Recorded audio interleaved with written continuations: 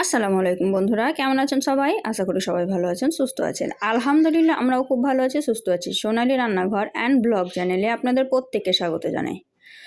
আজকে আমি Christmas special একটা কেক বানিয়েছি। যারা ময়দা, আটা বা ডিম দিয়ে কেক তৈরি করতে পারেন না, আর যারা গ্যাস মানে ডিম ছাড়া কেক তৈরি করতে চাইছেন বা সোডা ছাড়া তৈরি করতে চাইছেন, যারা পারছেন না তাদের জন্য এই কেকটা একদম পারফেক্ট। তো এই রেসিপিটা ফুল দেখবেন, তাহলেই বুঝতে পারবেন যে কীভাবে তৈরি করেছি আর কতটা সফট হয়েছে সেটা তো দেখালাম আপনাদেরকে।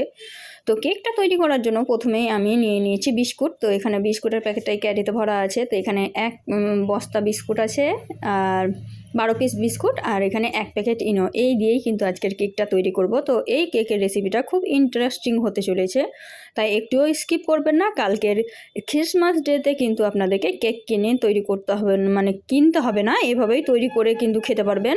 ক্রিসমাস যে কেক খান তার থেকে অনেক সুন্দর। তো প্রথমে আমি ক্রিম ছাড়িয়ে নিয়েছি বিস্কুট থেকে, ক্রিম দিলে কিন্তু হবে না। তো প্রথমে ছাড়িয়ে নিয়ে এটাকে ব্লেন্ডারে মিহি করে পেস্ট তৈরি করে নেব। তো এই তো আমি একদম গুঁড়ো করে নিয়েছি, একদম ভালোভাবে গুঁড়ো করে নিয়েছি। আর এতে আমি 1 কাপ চিনি দেবো। তো চিনিটাকে আমি দেখাইনি, একদম গুঁড়ো করে নিয়েছি। তো এটাও কিন্তু ব্লেন্ডারে গুঁড়ো করে নিতে হবে। এটা একদম সবথেকে সহজ পদ্ধতি দেখাচ্ছি কেক তৈরির। যারা কোনো দিন তৈরি করেনি তারা যদি একবার দেখে তাহলে তারাও তৈরি করতে পারবে। তো এখানে আমি 1/2 কাপ তেল দিলাম, সাদা তেল। তেলের পরিমাণ বেশি দিবেন না, 1/2 কাপই দিবেন। আর এই কাপেরই 1 কাপ আমি চিনি দিয়েছি। এখন আমি এখানে দিয়ে দিচ্ছি 2 চামচ মতো কোকো পাউডার দিয়ে দিয়েছি। আর এখন আমি এর মধ্যে অ্যাড করব হচ্ছে ইনো। 1 প্যাকেট ইনো দিলেই কিন্তু যথেষ্ট। তো 1 প্যাকেট ইনো আমি সবটাই দিয়ে দিলাম। তো ভিডিওটা কিন্তু একটু স্কিপ করবে না, পুরোটাই দেখবে, তাহলেই কিন্তু পারফেক্টভাবে কেকটা রেডি হয়ে যাবে। স্কিপ করে দেখলে কিন্তু অসুবিধা আছে। তো এখন আমি দুধ দিয়ে ব্যাটারটাকে তৈরি করব। তো অল্প অল্প করে দুধ দিয়ে ব্যাটারটা তৈরি করে নেব। তো এখানে আমি 1 কাপের থেকে একটু বেশি পরিমাণে দুধ ব্যবহার করেছি। তো এটা আপনাদেরকে থিকনেসটা দেখে বুঝে নিতে হবে। কম বেশি যদি আপনাদের পরিমাণ সব কিছু থাকে তাহলে কিন্তু কম বেশি লাগতে পারে। তো আমি এখন অফ ক্যামেরায় ব্যাটারটা তৈরি করে নেব। যেহেতু দেখানোটা সম্ভব নয়, একা হাতে করছি তাই দেখানো সম্ভব নয়, তাই আমি এটা অফ ক্যামেরাতেই তৈরি করব। এটা তৈরি করতে 2 হাতেরই প্রয়োজন হবে, তাই এক হাতে করা সম্ভব নয়। তো 1 কাপের থেকে একটু বেশি পরিমাণে দুধ দিয়েছি। আর দুধটা কিন্তু অবশ্যই নর্মাল টেম্পারেচারের হতে হবে। আর এই দুধটা কিন্তু আমি অনেকটা গাঢ় করে নিয়েছিলাম, গাঢ় করে ঠান্ডা করে তারপরেই ব্যবহার করেছি। তো দেখুন ব্যাটারটা আমার কত সুন্দর থিকনেস হয়েছে। থিকনেসটা দেখানোর জন্য কিন্তু আমি এটাকে তুলে দেখাচ্ছি আপনাদেরকে। এই তো থিকনেসটা দেখলে কিন্তু একটু বুঝতে পারবেন। আর এটা ভালোভাবে একদম মিক্সড করে নিতে হবে। কেক তৈরি করার জন্য একদম পারফেক্ট একটা ব্যাটার তৈরি হয়ে গেছে। এই তো আমি আপনাদেরকে তুলে দেখাচ্ছি, দেখুন এটা কিন্তু পড়ছে ওপর থেকে, কিন্তু মিলে যাচ্ছে না। এইভাবেই কিন্তু ব্যাটারটা তৈরি করে নিতে হবে, তাহলেই কিন্তু আপনাদের সুপার সফট কেক একদম পারফেক্টভাবে তৈরি হয়ে যাবে বাড়িতেই। তো এটা আমি সাইডে রেখে দিলাম। আর এই বাটি দিয়েই কিন্তু আমি এখন কেকের ব্যাটারটা বসাবো। তো তার জন্য আমি এই বাটিটাকে পরিষ্কার করে নেব। তো এখানে আমি তেল দিয়ে হালকা করে ব্রাশ করে ওপর থেকে একটু ময়দা ছিটিয়ে সেট করে নিয়েছি বাটিটাকে। তো বাটিটা আমার সেট হয়ে গেছে। এখন এর মধ্যে আমি ব্যাটারটা ঢেলে দেবো। ব্যাটারটা একটু উঁচু থেকে ঢালবেন, যাতে করে যদি এক্সট্রা বাবলস থাকে সেগুলো বার হয়ে যাবে। তো আমি উপর থেকে ব্যাটারটা ঢেলে দিলাম। ঢেলে দিয়ে আমি একটা কাঠি দিয়ে ভালোভাবে নাড়াচাড়া করে দেবো, যাতে ভিতরে কোনো রকম বাবলস না থাকে, তাহলে কিন্তু কেকটা ভালোভাবে ফুলবে না। তো এই তো আমি কাঠি দিয়ে একদম নাড়াচাড়া করে দেবো। কেকের ব্যাটার এতটুকুই দিব, এর থেকে বেশি দিব না। আমার এক্সট্রা ছিল, আমি আর একটা পাত্রে ওটা করে নিয়েছিলাম অফ ক্যামেরায়। তো দেখলে তো এই পেলেন, আমি বাটির মধ্যে ঢেলে দিলাম। এখন আমি নাড়াচাড়া করে দেব। এই তো নাড়াচাড়া করে দিলাম কাঠি দিয়ে। এইভাবে ভালোভাবে নাড়াচাড়া করে দিলেই কিন্তু সুন্দরভাবে হয়ে যাবে। তো এটা হয়ে গেল। এখন আমি তো সমস্ত বাবলস কিন্তু বার হয়ে গেছে। এখন কেকটা বসানোর জন্য একদম রেডি হয়ে গেছে।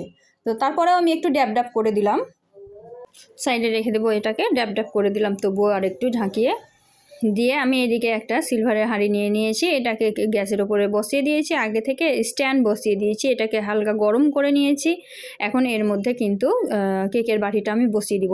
এখানে কিন্তু আমি একটু স্পিড বাড়াইনি, যতটুকু আমি সবটাই দেখানোর চেষ্টা করেছি। একদম যেভাবে করলে দেখালে বা বুঝতে পারবে বা করতে পারবে এইভাবেই কিন্তু আমি দেখিয়েছি। তো এখানে আমি একটা সিলভারের গামলা দিয়ে ঢাকা দিয়ে দিয়েছি, ঢাকনা ছিল না তাই। আর কাঁচের ঢাকনাতে একদম ঢাকা যাবে না, তাহলে কিন্তু কালারটা অত সুন্দর আসবে না। তো 20 মিনিট পরে কিন্তু এই অবস্থায় এসেছে। আর এখন আমি ওপর থেকে কিছুটা ড্রাই ফ্রুট ছড়িয়ে দিব। তোমরা চাইলে কিন্তু টুটি ফুটি দিয়ে দিতে পারো। তো আমার কাছে ড্রাই ফ্রুট ছিল, তো আমি ড্রাই ফ্রুট দিয়েই ডেকোরেশন করে দিয়েছি। তো দেখো 20 মিনিট পরেই কিন্তু কত সুন্দরভাবে কেকটা ফুলে গেছে। এটা অর্ধেক হয়েছে, পুরোপুরি হয়নি। তো এই তো আমি একে একে টুটি ফুটিগুলো সাজিয়ে দিচ্ছি। না, টুটি ফুটি না, ড্রাই ফ্রুট। এখানে আছে বাদাম, কাঠবাদাম, সব কিছু আছে। তো এগুলোই আমি সুন্দর করে সাজিয়ে নিলাম। তো দেখো সুন্দরভাবে সাজানো আমার কমপ্লিট হয়ে গেছে। তারপরে আমি ঢাকা দিয়ে আবারও বেক করে নিয়েছি 20 মিনিট মতো। টোটালি আমার 40 থেকে 45 মিনিট লেগেছে, তোমাদের কম বেশি লাগতে পারে। তো এই তো একদম পারফেক্টভাবে হয়ে গেছে। তো এটাকে আমি এখন চেক করে নিচ্ছি, দাঁড়াও তোমাদেরকে দেখাচ্ছি। দেখো কালারটা কত সুন্দর এসেছে, শুধু দেখো। তো এখন আমি একটা কাঠি দিয়ে চেক করে নেব। তো কাঠিটা আমি মধ্যেখানেই দেখতে হবে। দেখো গায়ে কিন্তু কিছুই লেগে নেই, মানে কেকটা একদম পারফেক্টভাবে হয়ে গেছে। এই তো গায়ে একটুও কিছু লেগে নেই, মানে কেকটা হয়ে গেছে। এখন এটাকে বন্ধ করে আমি ঠান্ডা করে নামিয়ে নেব।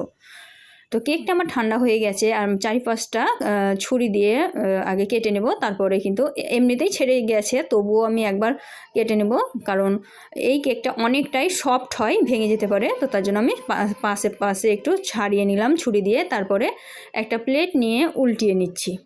তাই তো আমি প্লেট নিয়ে উল্টিয়ে নিলাম, নিয়ে আমি ওপর থেকে ড্যাব ড্যাব করে কেকটাকে নামিয়ে নিয়েছি। দেখো কতটা সুন্দর হয়েছে। এই পাশটা তলের দিকটাও সুন্দরভাবে হয়ে গেছে, আর ওপর পিঠটা দেখুন কত সুন্দর লাগছে দেখতে। তো এখন আমি আপনাদেরকে কেকটা কেটে দেখাচ্ছি যে ভিতর থেকে কতটা সফট আছে, কত সুন্দর হয়েছে সেটাই দেখাচ্ছি। বন্ধুরা, ভিডিওটি যদি কোনো অংশ একটু ভালো লেগে থাকে অবশ্যই একটা লাইক, শেয়ার, কমেন্ট করে দেবে। আর এই ধরনেরই আরও নিত্য নতুন রেসিপি দেখার জন্য আমার চ্যানেলটিকে সাবস্ক্রাইব করে দেবে। আর পাশে থাকা বেল আইকনটিকে অবশ্যই প্রেস করতে ভুলবে না। তো এই তো দেখো ভিতরে একটুও কাঁচা অংশ নেই, আর কতটা সফট হয়েছে দেখো, সুপার সফট হয়েছে। তো এভাবে তোমরাও কিন্তু কালকে ক্রিসমাস কেকটা বানিয়ে নিতে পারো নিজেরাই, খুব সহজে। তো আজকের ভিডিওটি আর বড় করবো না, এই পর্যন্ত দেখা হবে এই ধরনের আরও নিত্য নতুন রেসিপি নিয়ে পরবর্তী ভিডিওতে। ততক্ষণ সবাই ভালো থাকবেন, সুস্থ থাকবেন, খোদা হাফিজ।